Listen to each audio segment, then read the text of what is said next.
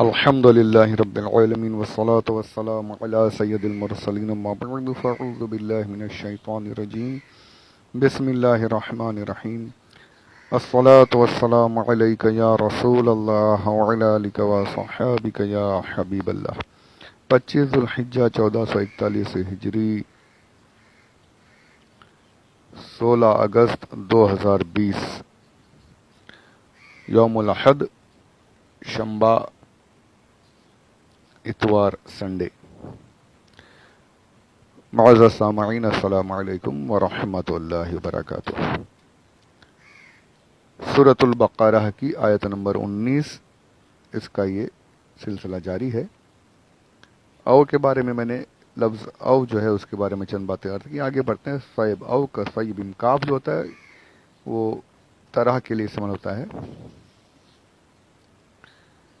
सैब हर उस चीज़ को कहते हैं जो ऊपर से नीचे की तरफ उतरती है। तो सैब से यहाँ मुराद बारिश है। बादल को भी लिया गया कि बादल भी ऊपर से नीचे की तरफ उतरते हुए दिखाई देते हैं, झुकते हुए। बारिश भी आसमानों से उतरती है। जो इंसान सर झुका कर रहे तो उसे भी यानी आजिज़ी इख्तियार की, वहाँ पर भी सैब के माने में तस्वीब कहा जाता है उसे। ये तफसीर नईमी में ही ये सारे मानी लिखे हुए हैं। मैं कोई बहुत बड़ा ये मत समझिएगा मुझे इतना इल्म है, जी नहीं। मैं पढ़कर आप लोगों की खिदमत में पेश करता हूँ।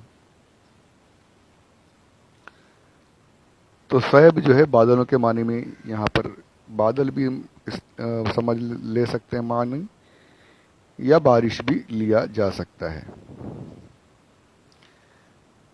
अब यहाँ पर एक जो लफ्ज़ आ गया मिना समा, मिन से समा आसमानों को कहते हैं।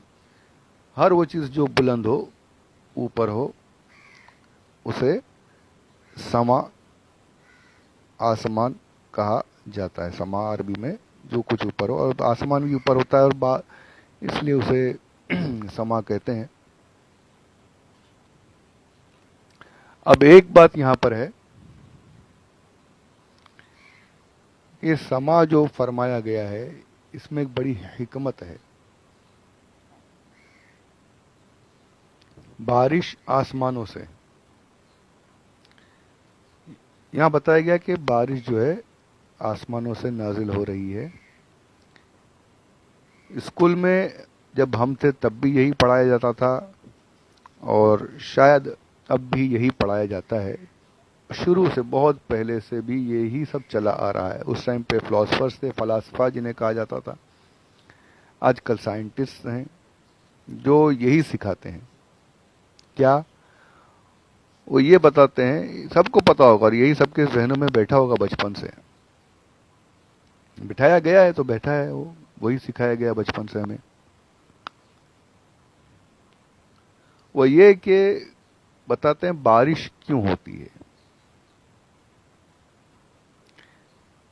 बारिश का सबब क्या है।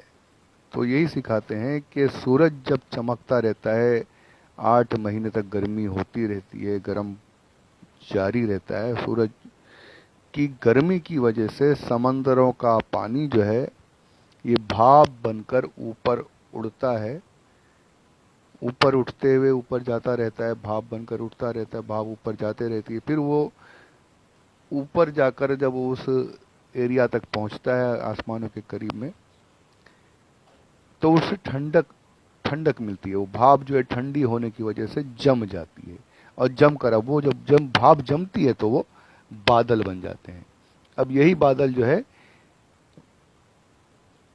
यही बुखारात, आबी बुखारात, यही स्ट्रीम जो है, यही जो है ऊपर जाकर भाप बन गए, बादल बन गए। और यही बादल जो है इसमें पानी भरा हुआ है। यही जो पानी यहाँ से भाप की शक्ल में गया, ऊपर बादल के अंदर भर गया, यही बारिश है। जब ये बादल ऐसे बहते रहते हैं, चलते रहते हैं हवा में, जब एक दूसरे से टकरा, यही सिखाया गया हमें, ये जब एक दूसरे से टकराते हैं तो टकराने की वजह से बारिश नाजिल होती है, बारिश गिरती है। कभी ये बताया जाता है कि बादल आपस में टकराते हैं, फिर ये भी कहा जाता है कि बादल जब पहाड़ों से टकराते हैं तब भी बारिश होती है। तो बारिश का ये सबब साइंस में बताया जाता है।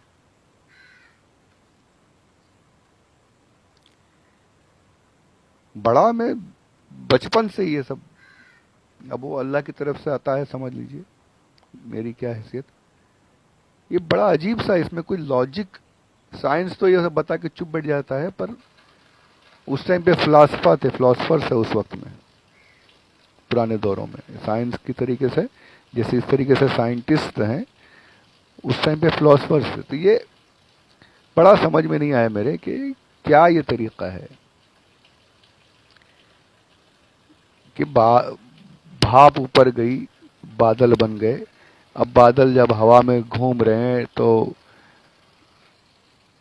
टकराते हैं तो बारिश शुरू हो जाती है। अब टकराव ये तो हमेशा से हम देखते हैं कि आसमान में बादल एक दूसरे से टकराते हैं, चलते ही रहते हैं, साथ में चलते ही रहते हैं।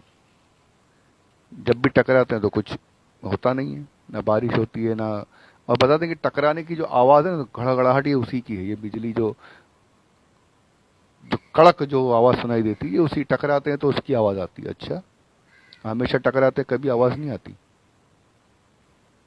हमेशा बादल चलते रहते हैं कभी आवाज़ सुनाई नहीं देती, ये बारिश में ही क्यों सुनाई देती है?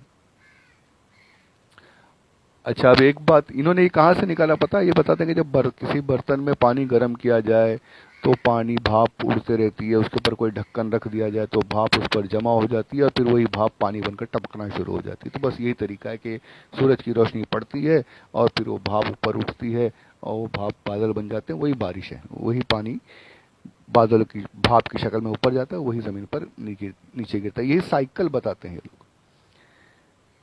तो ये, अब इसको, इस मिसाल को यहाँ देखिए। आप जब बर्तन में, अब आप कुछ पानी रखकर गर्म करें तो भाप बनकर उड़ता रहता है, उड़ता रहता है, उड़ता रहता है। और अगर वही भाप को आप जमा करें, जैसे ढक्कन वगैरह ऊपर रख दें, अब आप देखेंगे कि जो पानी जितना गर्म किया गया, भाप पूरा समझ लो पूरा ख़त्म कर दीजिए। एक पतीली पानी अगर आपने गर्म किया खूब, बहुत काफ़ी देर तक छोड़ दीजिए, वो गर्म होते हुए ऊपर जाता रहेगा, उड़ता रहेगा, और वही पानी आप किसी तरीके से दूसरे बर्तन में निकालते रहिए, भाप जो है जमा कर करके दूसरे बर्तन में जमा कीजिए। तो आप देखेंगे जो पानी जो जितना हमने गर्म किया, जितना भाप बनाकर उड़ा दिया, उतना पूरा पानी हासिल नहीं होता, उससे कम ही हासिल होता है। भाप बनकर उड़ा तो सारा पानी आया और कम। तो ये यहाँ पर भी समझ में नहीं आया कि भाप बनकर इतना पानी उड़ा था तो कम क्यों आया? फिर जितना गया था उतना ही आना चाहिए ना। चलिए, एक ये छोड़िए, अब आगे बढ़िए। गर्मी तो हमेशा होती है, शिद्दत की गर्मी होने लगी आजकल। तो बंबई में भी बहुत सख्त गर्मी होने लगी। इतना कुछ साल पीछे जाए तो इतनी गर्मी नहीं होती थी। अब ये जो क्लाइमेट चेंजेस हो रहे हैं, जो कुछ एक्सपेरिमेंट्स वगैरह हो रहे हैं, बहुत सी वजूहत हैं। ज़्यादातर इसमें साइंस का ही हाथ है, जो ये मौसम ख़राब करके रखा है इन लोगों ने। ये इतनी शदीद गर्मी हर साल होती है, लेकिन आप देखेंगे कि कभी किसी साल बारिश कम होती है, किसी साल ज़्यादा हो जाती है। जब गर्मी हमेशा इतनी सख्त होती है, पानी भाप बन बनकर उड़ रहा है, जाता जा रहा है, समंदरों में से पानी निकल रहा है, तो फिर हमेशा बारिश कभी कम कभी ज़्यादा क्यों हो रही है? जब एक ही मिकदार में गया तो उतनी ही बारिश होनी चाहिए। कभी कभी तो बारिश होती ही नहीं, दुआएं करनी पड़ती है, नमाजें पढ़नी शुरू करनी पड़ती है, अजानें दी जाती हैं, बारिश हो जाए, बारिश हो जाए। कभी कभी ये गर्मी तो हमेशा हो रही है ना, फिर बारिश कभी कम और कभी ज़्यादा क्यों हो रही है? कभी कभी तो होती ही नहीं है। अच्छा, चलिए अब इस पर आगे बढ़िए। पानी भाप बनकर उड़ा गया, आसमानों में पहुंचा, और फिर वही पानी जब बरसा, तो जब बरस रहा है, जब यहीं से उड़ा है पानी, बरस रहा है, तो फिर कभी कभी इतना ज़्यादा, इतनी शदीद बारिश हो जाती, इतना ज़्यादा पानी कहाँ से आ जाता है कि हर तरफ पूरे शहरों में भी पानी भर जाता है। देखा हमने अभी पिछले दिनों में मुंबई में तो अल्लाह की पनाह नदी बन गई थी, यानी 46 साल का रिकॉर्ड तोड़ा गया था। अल्लाह अज़्ज़ व जल ने अपनी कुदरत कामिला से बता दिया कि चाहे कितनी कोशिशें कर लो, अगर मैं जो चाहूँ तो फिर तुम्हारी सारी कोशिशें बेकार है। बहुत सबने देखा, सारे बम्बई वालों ने देखा क्या हाल हुआ था। एक नदी की शक्ल में पूरा शहर बम्बई नजर आ रहा था। जब यहाँ से समंदर से पानी गया, भाप बनकर उड़ा, तो फिर इतना ज्यादा पानी आया कहाँ से कि शहरों में पानी भर